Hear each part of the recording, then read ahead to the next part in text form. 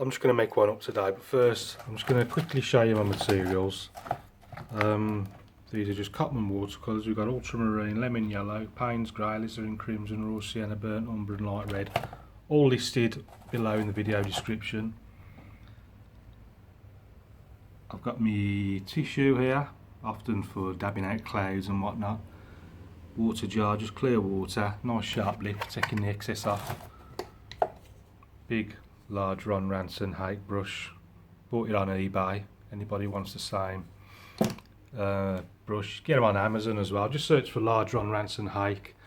I'm using 15 by 11, £140 watercolour paper. I'm going to start off, as always, with the big brush and just clean water, just to lubricate the paper all over, so that when I whack the sky in, you get all nice soft edges, not hard edges. I'm just going to start off with raw sienna, just bang that in, then a bit of burnt umber,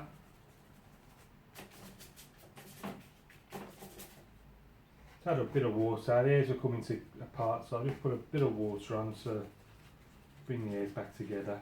Also a bit of water on the brush so that I'm putting the paint on rather than soaking the moisture off the paper. And I'm just sort of whizzing my way around the palette. I've got light red, a bit of ultramarine there. As I'm trying to sort of create like a sort of curvy light source running through the picture. Now what I might do, just see what it looks like. If I'm not 100% happy, actually no, I'm going to do it anyway. I'm going to put the initial wash on and then I'll dry it, re-wet it, and then put another wash over the top of this. It just helps create more depth, more textures, a bit more of everything really. Bit of raw sienna, bit of Payne's grey that was. Now this is alizarin crimson and Payne's grey. I'm just going to drop a few little clouds down there, a few on this side.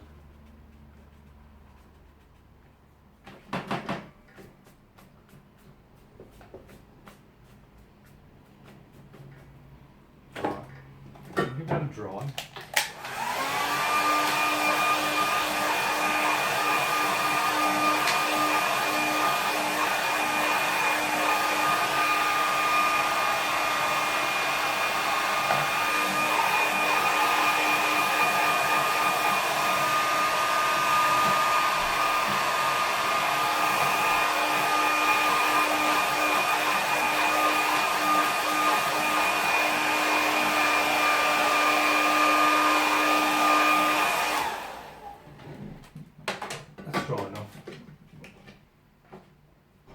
Make sure the paper's flat against this board, because when it stretches it just comes away slightly and gets a bit irritating.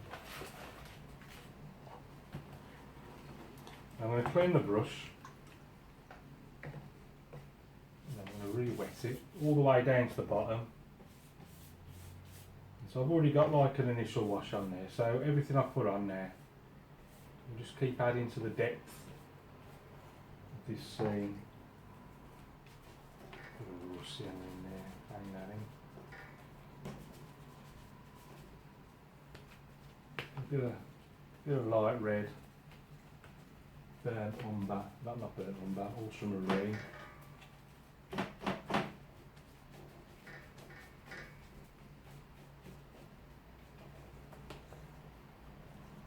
Light red, ultramarine again.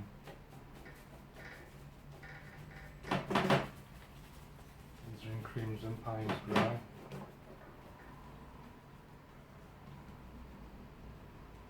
few more of those clouds. As the paper starts to dry, it will go on sort of darker and darker.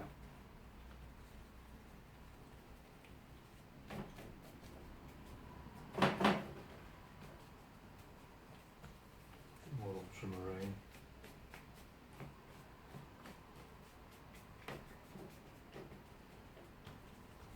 Burnt umber and ultramarine. It goes really sort of dark colour then.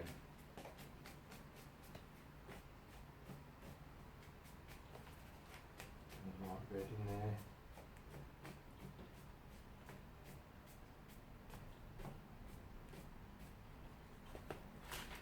There we go. These are in crimson, Payne's grey, and these are going to be these clouds again.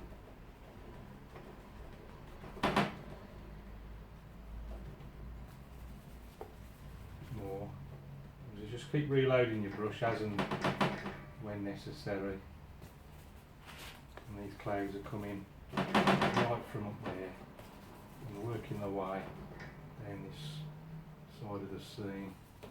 It's getting smaller and smaller, narrower as they head off. The horizon's going to be about a third of the way up. So this low, they're getting pretty narrow.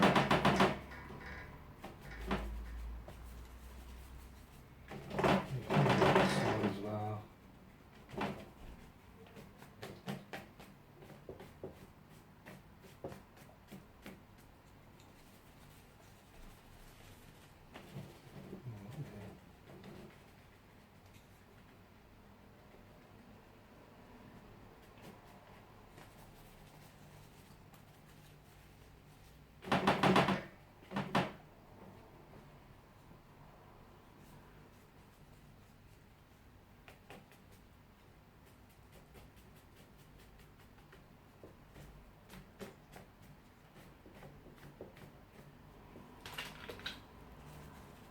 More alizarin crimson, Payne's grey. You see, as the paper, like I said, as the paper's drying, it's going on darker and darker. And these are just the really little clouds miles away, almost over the horizon. Down a bit darker.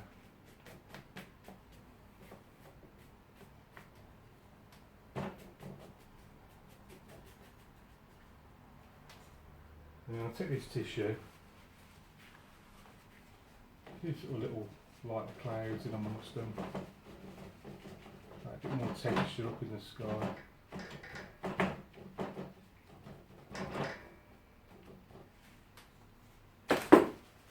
More on this side.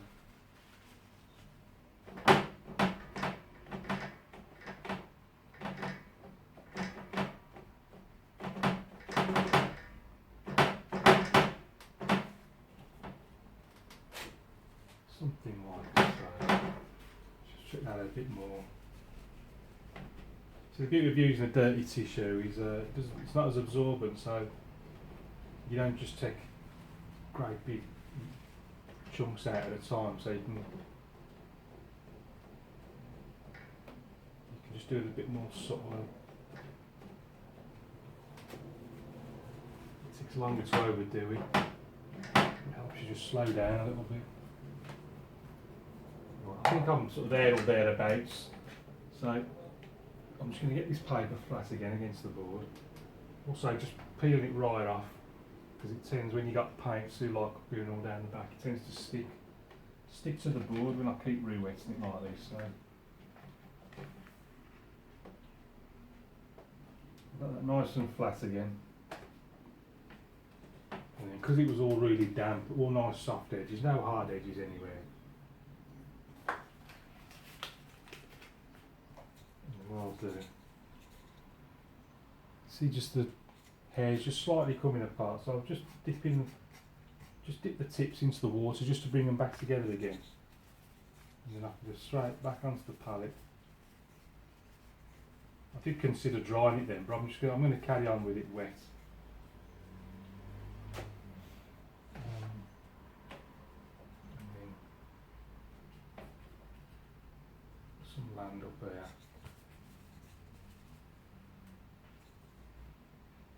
Have some land up here, yeah, why not? That's coming round here like that.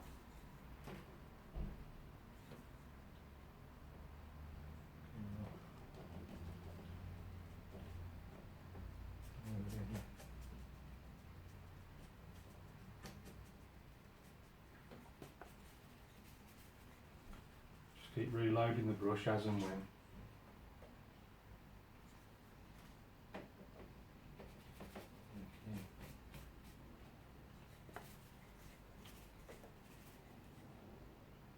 If it's too dry, I just dip the very corner into the water. Chisel edge.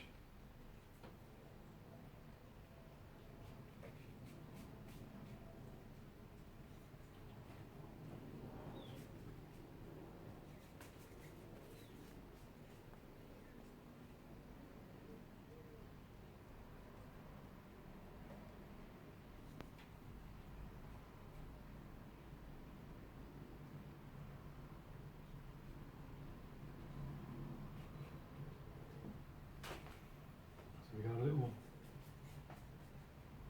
bit of land on either side, just to frame the sea nicely. And you could even piece of card. Just a little scrape there. Imagine just the light catching the top of the rocks.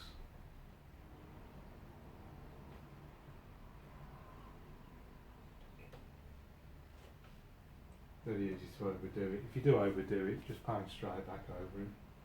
Paint out what you don't like. I'll do the same on the other side.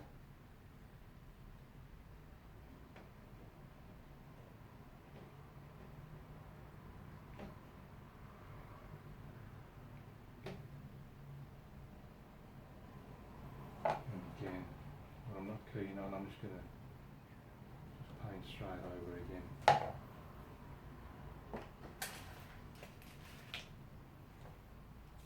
And then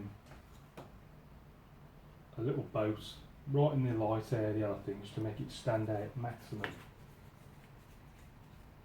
I could switch to a smaller brush. I might just stay with a hake actually.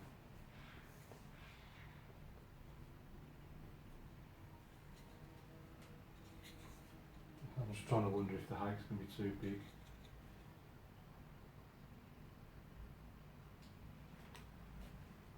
Right, I'm going to go with a smaller brush. In fact, I'm going to go with this little flat brush here. I'm just going to the alizarin crimson, plain as grey. Just very dark, so I want it silhouetted against that light area of the sky. So, I might want that a little bit grey.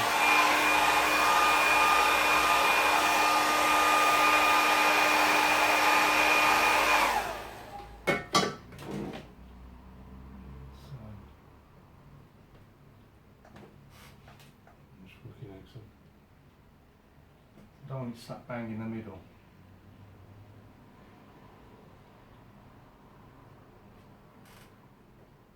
Get too much paint on them.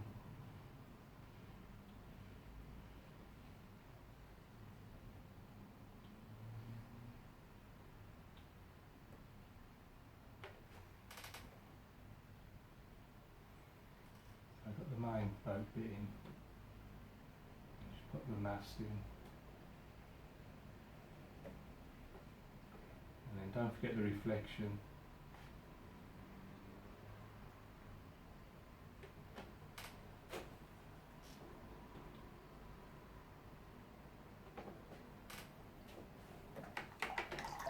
And just make sure this gets dry.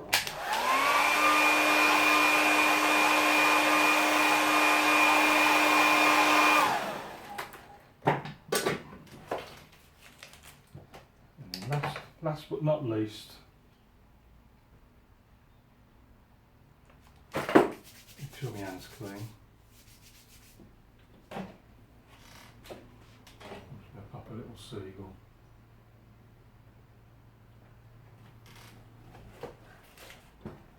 In the corner. then last but not least, put my name over here somewhere.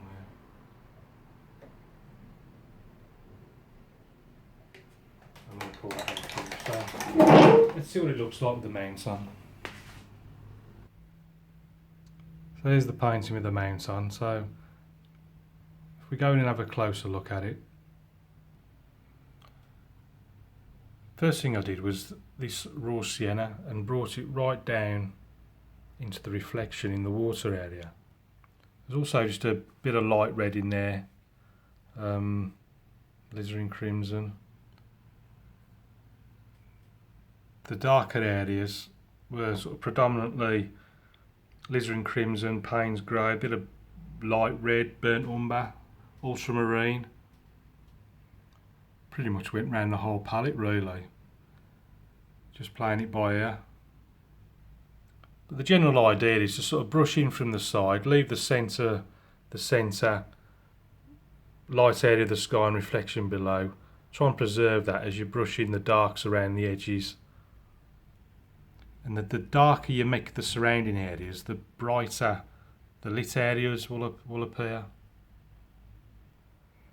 But remember, to achieve this sort of effect, I did it in two layers really.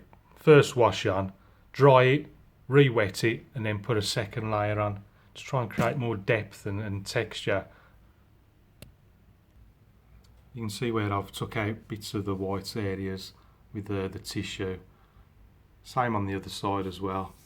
But I've tried not to overdo it. There's still plenty of dark clouds there. Putting dark, as I said in the commentary, as the paper starts to dry, you'll be able to get it on darker and darker as the clouds just continue coming across all the way right down to the horizon where they get smaller and smaller. And then we've got the land here where I've tried to put it on as dark as I can. But then you see where I've just took out bits of rocks there with the card just to make it look as if the light's just catching the top of it. So you got the sort of light shining down there and then just catching the top of these rocks there. I try to be subtle. It's hard to stop once you get started. But like you saw in the painting, just paint over. If you overdo it, just paint straight over the ones you don't like. Then we got the boat here in the middle. I was going to use the hake brush and put it in quite big, but I thought just a little boat in the middle there might look a bit more dramatic. Simply just a silhouette, just a simple boat shape, and then just the mast. Don't forget to put the come down with the mast as low as the actual thing is high. I've just noticed actually a little hair there. I'm just going to leave it. Shall I try and get it off? I've took it off, but it hasn't made any difference. I tend to leave hairs in now, to be honest with you, just part of the painting. And then finally, just right up in the heavens here, we got our little bird solo flying. So that's it for this one. Thanks for watching. I hope you like that. Keep practicing. Any questions, please ask, and I'll see you again soon.